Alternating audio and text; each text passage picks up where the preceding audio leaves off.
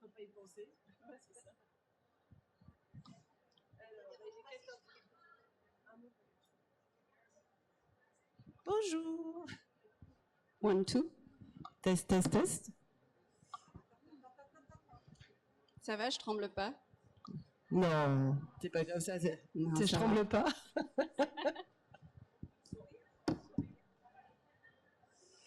Eh bien, bonjour. Bienvenue aux Artist Talks by the Eyes. Ravi de démarrer cette nouvelle édition des Artist Talks by the Eyes, qui sont des courtes conversations avec les artistes sur leur dernière publication.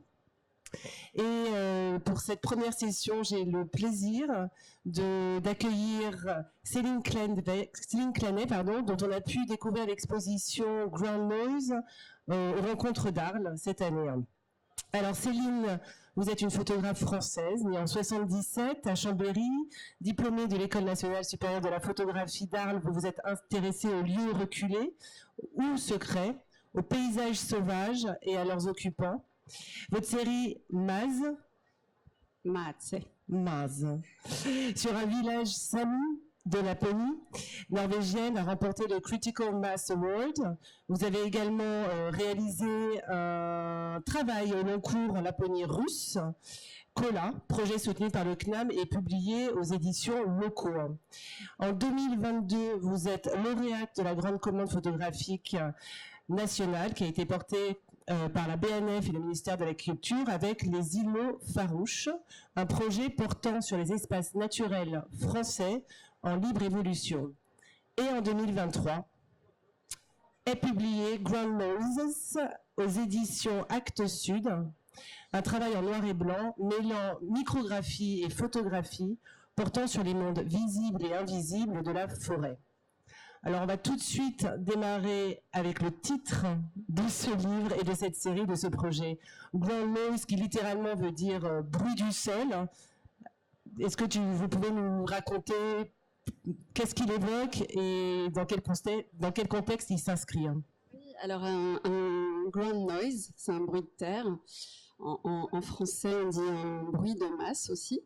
C'est un terme dans les systèmes électriques et électroniques et qui en fait crée un buzz. C'est une interférence, ça crée un buzz non désiré en fait, dont on cherche généralement à se débarrasser. Et c'est un terme que je trouvais intéressant parce que justement c'est quelque chose, ça crée comme un bourdonnement, comme un insecte. Et c'est un travail qui est quand même principalement composé d'images d'arthropodes. Et c'est des créatures qu'on ne désire pas non plus. Hein. C'est tout un univers de créatures qui est rarement désiré, qui arrive par surgissement. Et je trouvais que c'était intéressant. Puis il y avait cette idée de foisonnement dans le sol, de bruit. Oui, parce que c'est quand même les insectes qu'on trouve, donc c'est des insectes que vous trouvez dans les bois, dans les forêts. Voilà, c'est pas forcément un monde dans lequel on a envie de pénétrer, de découvrir. C'est plutôt un monde effrayant, un peu un monde des ténèbres. Enfin, voilà. Qu'est-ce qui vous a intéressé exactement dans ce projet et tout simplement et quelle en était la jeunesse, parce que ça vient pas de nulle part, j'imagine. Non. Au départ, c'était un travail de paysage. Sur le territoire de Paris-Saclay, c'était une carte blanche assez libre en fait, sur un territoire qui m'a pas beaucoup inspiré, qui est très urbanisé, qui est très bétonné, mais qui comportait des petites forêts. Et du coup, moi, je me suis un peu réfugiée dans ces forêts. C'est des forêts qui sont en fait entourées de centres de recherche. Hein. À Saclay, vous avez le CNRS, il y a le CEA, tout un tas de centres de recherche. Et une fois dans ces forêts, je me suis dit, mais comment aller encore plus loin, en fait, comment m'enfoncer dans le paysage, en fait, comment faire un paysage intime presque. Et c'est là que j'ai eu l'idée, en fait, parallèlement aux images de forêt que j'étais en train de faire, de prélever des éléments. Concrètement, vous faites quoi? Vous allez en forêt? Je vais en forêt, je photographie, et puis sur un petit périmètre, hein, je photographie pas, je vais dans pas mal de forêts, mais en fait, très peu dans chacune. En fait, je me choisis un périmètre que je trouve intéressant pour des raisons tout à fait non identifiables. Et là, je me mets à photographier et je prélève énormément dans le sol, sous les écorces. Vous prélevez quoi exactement? De la terre. Je prélève dans les toiles d'araignée, et beaucoup. Enfin, une grande partie des arthropodes du livre, en fait, sont un peu volés aux araignées. Et après, je ramène tout ça, les images et les échantillons. Et le gros du travail, en fait, ça va être de sélectionner dans tout ce que j'ai prélevé, dans tout ce que j'ai ramassé. C'est très, très long, en fait. Avant d'aller dans un centre de recherche qui s'appelle l'INRAE, et de pouvoir regarder ce que j'ai prélevé au microscope électronique à balayage, qui est la technique que j'ai utilisée en parallèle de mes photographies. Qui s'appelle la technique C'est des micrographies. C'est pas du tout des photographies, c'est pas optique du tout. Hein.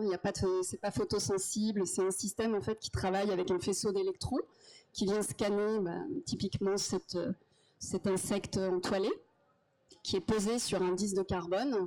Et donc ça se passe dans le noir, dans le vide, c'est dans une salle blanche. Et en fait, c'est réinterprété par un ordinateur qui va créer une image, en fait. Donc ça a l'air très photographique. C'est ça qui m'intéressait aussi dans cette technologie, c'est que ça me permettait de faire dialoguer mes photographies avec ces images qui sont pas du tout des photographies, en fait. Et vous nous perdez, parce que c'est vrai que c'est presque la même échelle. Enfin, on a l'impression vraiment de voir un véritable insecte visible à l'œil nu. Ouais, tout à fait. Et c'est ça que je trouvais justement intéressant et qu'on a aussi repris dans le livre avec toutes ces échelles différentes, ces formats différents. Et c'est aussi pour ça qu'on voulait un livre d'un format un peu généreux, en fait, qui permette de jouer sur toutes ces échelles et de se perdre, en fait. Et justement, en termes d'images, donc vous prélevez donc ces araignées, cette terre, ces bouts de bois, que sais-je, et ensuite vous les photographiez. Enfin, il y a cette micrographie qui se fait avec un scientifique, en fait. Hein, c'est ça qui vous accompagne dans cette démarche-là. Voilà. Qui pilote la machine. Qui pilote. Et j'imagine qu'il y a beaucoup de déchets. Enfin, peut-être que parfois vous vous dites celle-là, ça va être incroyable. Et puis en fait, c'est la déception. Comment ça se passe? Ouais, c'est ça. C'est-à-dire qu'en fait, vous avez une idée de ce que ça peut donner au microscope, donc vous prélevez quelque chose, mais vous savez absolument pas ce que ça va rendre, comment la surface va être interprétée, parce que c'est un microscope qui fait comme la photographie en fait. Il voit la surface des choses, il n'y a pas de transparence, il passe pas à travers la matière, donc c'est vraiment la surface, mais vous savez pas comment il va interpréter ça en fait. Donc il y a des très bonnes surprises, et puis parfois, malheureusement, c'est pas du tout à la hauteur de vos espérances, mais c'est ça aussi qui est intéressant, c'est que c'était une véritable exploration. En fait. Combien de temps vous avez travaillé là-dessus? 3 ans, pratiquement 3 ans, et c'est vrai qu'il y a énormément de déchets pour les images au microscope. Et comment vous avez ensuite fait le choix d'associer telle image de la forêt qui vous appartiennent avec les images prises au microscope? Ça s'est fait très librement. Il n'y a pas eu on va mettre tel insecte avec telle forêt, donc c'était assez libre. Ça s'est fait de manière assez instinctive avec mon éditrice, Géraldine Lay. Bonjour Géraldine. Bonjour. Avec qui j'ai une grande complicité amicale, photographique depuis très longtemps. Et donc du coup, on a décidé ensemble de l'agencement des images. Ça s'est fait de manière très instinctive parce que voilà, les images, elles ont leur langage aussi. C'est pour ça que j'ai aussi du mal à vous répondre, parce qu'on ne peut pas vraiment expliquer pourquoi telle image va avec telle image, mais il y avait une connivence entre ces deux univers, et puis il y avait... moi, je pense qu'on a fait un dialogue entre les ténèbres, en fait. C'est-à-dire que le monde de la forêt et le monde des arthropodes, c'est un monde ténébreux. Et c'est pour ça que c'est très juste que vous aviez employé ce mot. C'est-à-dire la forêt, c'est un monde clos. Une vraie forêt, c'est sombre. Et une vraie forêt, c'est chaotique, c'est épais, la lumière passe pas beaucoup. Et le monde des arthropodes, c'est aussi un monde des ténèbres. C'est des créatures. Les arthropodes, c'est donc les insectes, les araignées, les vers, tout ce qui existe. C'est des milliards de créatures sur Terre. Et c'est un monde de ténèbres. C'est-à-dire, il y a même des insectes qui passent 2/3 de leur vie dans le noir. Vous avez des coléoptères, vous avez le lucane cerf-volant, qui est un coléoptère gros comme ça, qui passe à l'état de larve 2 ans de sa vie sur les 3 et qui vit caché la majorité de sa vie. Vous avez tous les insectes sociaux vivent dans le noir, les fourmis, les termites, les abeilles, quand elles rentrent dans leur ruche, il fait noir. Tous les insectes dans la terre vivent dans le noir, tout ce qu'il y a, amusez-vous à enlever un peu l'écorce d'un arbre et vous allez voir le nombre de créatures qui vivent dans le noir. Donc, c'est un univers ténébreux et c'est aussi, je pense qu'on a vraiment mis un point d'honneur au noir à la fois dans les tirages qu'il y avait aux rencontres, mais dans le livre, on a passé beaucoup de temps à travailler sur le noir, sur la photogravure. C'est un livre en bichromie. Le jeu des lumières aussi. Oui, aussi.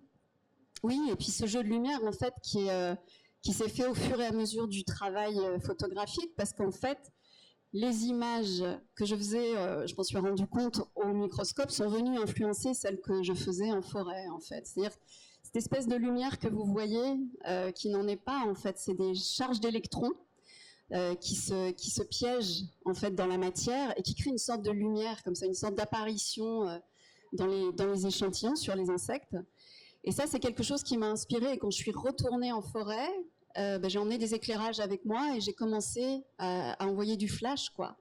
Et du coup, les images se répondent plutôt bien, mais c'est drôle en fait que ce sont les images au microscope qui est influencé, ouais, tout à fait. On voit aussi que dans le livre, il y a un texte qui a été écrit par un éco-acousticien. Alors, est-ce que vous pouvez nous en dire un peu plus sur ce métier d'éco-acousticien et cette personne, en fait, qui a écrit ce texte? Pardon, je n'ai pas son nom en tête. Jérôme Sueur. Voilà, Jérôme Sueur. Jérôme Sueur, il est chercheur, il est éco-acousticien, mais à la base, il est entomologiste. Donc, c'est-à-dire que c'est un spécialiste des insectes. Donc, quand je lui ai montré le travail, il savait parfaitement de quoi tout ça retournait et il a été très intéressé. Et lui, c'est super ce qu'il fait. Il est éco-acousticien, c'est une pratique qui est très récente. Alors, il faudrait qu'il soit là, il en parlerait beaucoup mieux que moi. Hein.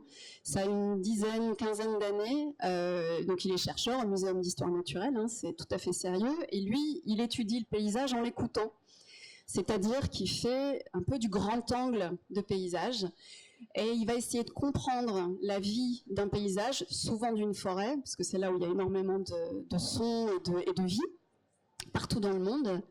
Et donc, il va essayer de comprendre l'évolution d'une forêt sur plusieurs années, comment elle évolue, par le son. Et il va un peu découper sa pratique de prise de son avec ce qu'on appelle la biophonie, la géophonie, et j'ai oublié la troisième, mais ça va venir. Je ne vais pas vous aider. L'anthropophonie, c'est-à-dire les sons des humains, les sons de la terre, le vent, la pluie, et le son des animaux. Et donc, l'équilibrage entre les trois, au fil des années, va lui permettre de comprendre ce que c'est qu'un paysage. Et dans le livre, le texte, qui est une conversation entre nous, en fait, on parle de nos pratiques, comment lui il prend le son de choses qui sont souvent inaudibles, et comment moi je photographie le presque invisible, on va dire, ou le presque visible. Parce que ce que je photographie, c'est quand même des choses qu'on peut presque voir à l'œil nu, hein, un moucheron, et il y a des choses beaucoup plus petites, mais voilà, c'est pour ça que c'est de l'invisible, mais c'est du presque invisible, en fait. Céline, vous avez publié 7 monographies et Ground Noses est différent des autres projets par son côté un peu plus plasticien, je dirais. Les autres sont beaucoup plus documentaires. C'est un travail en noir et blanc. Voilà, pourquoi cette évolution, ce choix? Qu'est-ce qui s'est passé? Que s'est-il passé dans ma vie? Non, mais c'est vrai, on me le dit en fait.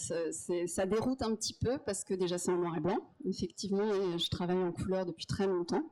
Donc c'est vrai que c'est un peu déroutant, mais moi je l'ai fait instinctivement, ce travail, je ne l'ai pas calculé. Mais je pense qu'il y a quand même des points communs. Il y a un goût quand même pour le monde naturel et le monde sauvage dans tous mes travaux. Il y a le fait que ça soit un lieu circonscrit. Là, la forêt, c'est quand même un lieu fermé que je vais un peu explorer, user jusqu'à la terre. Hein. Et dans tous mes travaux, il y a quand même cette idée d'user un lieu. C'est-à-dire même les travaux en Laponie dont vous parliez, c'est un village, Matse par exemple. Et j'ai rencontré tout le monde, je suis allée partout. Kola en Laponie russe, j'ai pris toutes les routes possibles, j'ai rencontré tous les types de gens possibles, tous les lieux auxquels j'avais accès. Donc il y a quand même comme ça une idée de ratissage des lieux jusqu'à la corde en fait, et jusqu'à ce que le lieu j'ai pu tout dire ce que j'avais à dire sur le lieu. Et il y a un peu de ça aussi dans One Noise. Il y a un peu l'idée de jusqu'où je peux aller pour faire un paysage intime de la forêt. En fait, jusqu'où je peux creuser. Est-ce que je peux même voler des choses aux araignées? Est-ce que je peux... Vous voyez, c'était vrai. Il y a aussi cette idée d'usure du lieu, en fait. Je sais pas comment le dire autrement. Vous l'avez bien usé quand même, le territoire des forêts en France. Oui, c'est en plus notre très beau projet. Merci beaucoup, Céline. Merci. Est-ce que vous avez des questions? C'est aussi le principe des artistes, c'est poser des questions si le public en a ou pas. Eh ben ou pas. Mais en tout cas, merci beaucoup. Il y a une signature sur le stand d'Actes Sud. Samedi, hein, Samedi. à 18h. À 18h, voilà. Et ben merci. Merci Véronique. Au revoir.